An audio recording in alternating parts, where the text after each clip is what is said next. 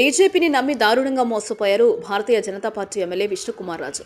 చంద్రబాబు అమాయకుడని, కొంతమందిని అమాయకంగా నమ్మి మోసపోతుంటారని సంచలన వ్యాఖ్యలు చేశారు. విష్ణుకుమార్ రాజు ఏ ఉద్దేశంతో అన్నా ఇది మాత్రం 100% నిజమే. ముఖ్యంగా భారతీయ జనతా పార్టీ విషయంలో ఆంధ్రప్రదేశ్ లో పంచాయతీ ఎన్నికల్లో డిపాజిట్ కూడా తెచ్చుకోలేని బీజేపీ పొత్తు పెట్టుకుని చంద్రబాబు దారుణంగా మోసపోయారు. రాజకీయంగా ఎంతో కొంత నష్టం జరిగినా పర్వాలేదు, విభజనతో సర్వం కోల్పోయిన నవ్యాంధ్రకు కేంద్రం అండ కావాలనే ఉద్దేశంతో బీజేపీ భారీగా సీట్లిచ్చి మోసపోయారు. ఇప్పటికిప్పుడు నిధులు ఆశ చూపుతూ రాజ్యసభ సీట్లు అడిగితే ఇచ్చేశారు, ఎమ్మెల్సీ కావాలంటే ఇచ్చేశారు, చివరికి టీటీడీ బోర్డు లాంటి నామినేటెడ్ పోస్టులు కూడా కావాలంటే కట్టబెట్టారు. అన్ని విధాలుగా తెలుగుదేశం పార్టీని వాడేసుకున్నారు. కానీ ఆంధ్రప్రదేశ్ కు ఇసుమంత సాయం కూడా అదనంగా చేయలేదు. పైగా ఇలా టీడీపీ మద్దతుతోనే, చంద్రబాబు దయతోనే పదవులు వచ్చిన వాళ్లు మళ్లీ అదే చంద్రబాబుపై దారుణమైన విమర్శలు, తిట్లతో విరుచుకుపట్టం మోసపోవడం కాదా? బీజేపీని అమాయకంగా నమ్మడం కాదా? హోదా సాధ్యం కాదంటే అమాయకంగా చంద్రబాబు నమ్మలేదా? ప్యాకేజీ ఇస్తామంటే సరే అనలేదా? మళ్లీ హోదా కోసం పక్క పార్టీలతో కుమ్మక్కయ్యి పోరాటాలు చేయమని ప్రోత్సహిస్తే